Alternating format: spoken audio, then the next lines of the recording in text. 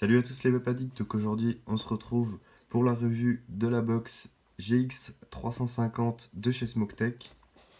Donc dans ce packaging on aura un TV8 en plus car c'est le kit de chez Smoke, donc avec la GX 350. Mais moi dans cette vidéo je vais plutôt l'utiliser avec le TV12 parce que je trouve que c'est plus adapté. Donc on aura une notice d'utilisation. Le TV8, comme je vous le disais, noir avec les joints rouges. On aura aussi une résistance en 4 coils en plus de celle préinstallée de 8 coils. On aura un câble de rechargement USB, un kit de joints pour le TV8, des petites bagues pour protéger le verre.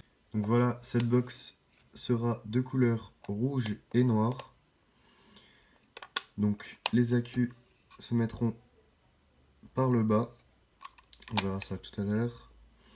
L'écran sera au-dessus, à côté du pôle pour la taux. On aura le bouton plus et le bouton moins sur une barre ici comme ceci.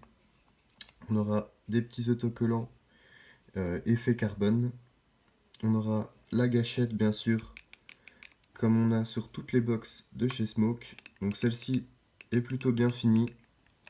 On a une bonne prise en main de la box, en plus ça va bien avec la gâchette. On aura aussi le port USB pour la recharger qui sera caché sous un petit plastique ici. On aura la marque Smoke de l'autre côté. On va mettre tout de suite les accus. Donc on tirera ici et on lève le capot. Pour ma part, je vais mettre des MXJO 3000 mAh. Pour fermer la trappe, je vous conseille de venir mettre votre paume de main comme ceci, de pousser vers là-bas et ensuite dans l'autre sens. Comme ceci, on n'aura pas de difficulté à fermer la box. Et la box ne s'ouvrira pas, à mon avis, dans le sac. Ça tient très très bien. Pour allumer la box, on appuiera 5 fois sur le bouton Fire, la gâchette. Donc on aura un aperçu des watts avec les deux batteries, les ohms, les volts et le temps de notre dernière barre. Voilà, j'ai mis le TV8 du packaging sur la box, donc ça fait une très belle finition avec les joints et la gâchette ici rouge et le noir du TV8, ça va très bien ensemble. Pour ma part, je ne vais pas utiliser le TV8 dans cette vidéo, je préfère, comme je l'ai dit tout à l'heure, utiliser le TV12. Pour moi, cette box va plutôt avec un TV12 qu'avec un TV8. Donc la voici avec le TV12 en couleur acier. Je vais plutôt mettre le noir de TV12, je pense que ça sera plus esthétique. Donc la voici avec le TV12 en noir. Donc le TV12 ira parfaitement avec cette box, il ne dépassera pas de la box. Donc pareil, très belle finition avec le TV12, je trouve que ça fait encore plus imposant. Pour rentrer dans le menu de cette box, on appuiera 3 fois sur la gâchette. On aura les modes avec le mode soft, le mode hard ou le contrôle température. On aura aussi les barres, les réglages et un mode pour l'éteindre.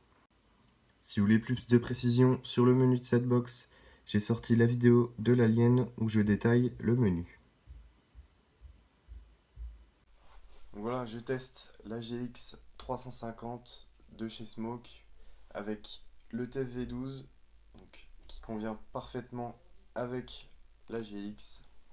Donc pour commencer, on est sur 130 watts.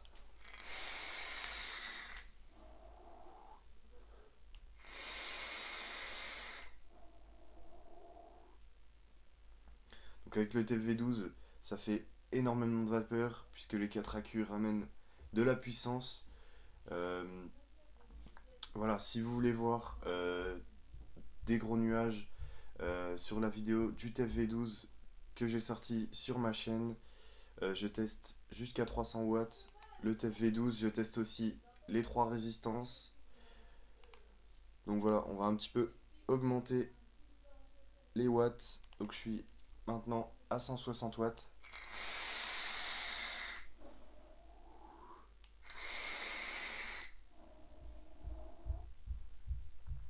Voilà, je ne testerai pas cette box jusqu'à 350 watts, même si la résistance est notée à 350 watts.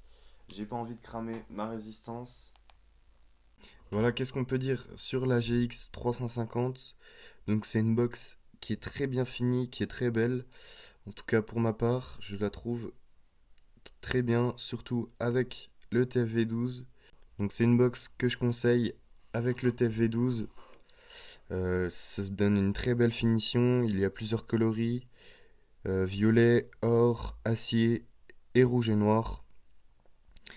Donc cette box convient parfaitement pour les gros vapoteurs qui veulent de l'autonomie et de la puissance.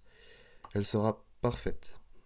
Pour les points négatifs de cette box, je dirais la taille, même si c'est ce qu'on veut, elle reste quand même assez grosse.